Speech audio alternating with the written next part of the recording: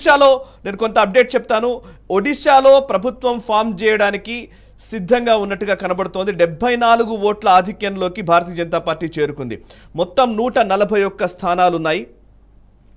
70 is the magic figure. 71 దాన్ని దాటి BJP ఆధిక్యంలో ఉంది. బీజేడీ 51 సీట్లతో ఉంది. సుదీర్ఘకాలం పాటు నవీన్ పట్నాయక్ ముఖ్యమంత్రిగా ఉన్నటువంటి ఒడిశాలో కాషాయ జెండా మొట్టమొదటిసారి రెపరెపలాడబోతోంది.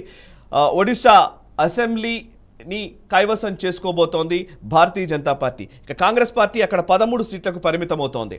ఆంధ్రప్రదేశ్లో ఊహించిన విధంగానే ఎగ్జిట్ పోల్స్ అంచనాలకు అనుగుణంగానే ఆంధ్రప్రదేశ్లో క్లియర్ మెజారిటీ కూటమికి కనబడుతోంది. వైఎస్ఆర్ కాంగ్రెస్ పార్టీ కేవలం 21 స్థానాల్లో మాత్రమే ఆధిక్యంలో ఉంది. BJP, Janasena and Telugu Desam party కూటమి ఆధిక్యం కొనసాగుతోంది. టీడీపీ 127 సీట్లలో ఆధిక్యంలో ఉంది. జనసేన 20 సీట్లు, బీజేపీ 7 సీట్లలో ఆధిక్యంలో ఉంది.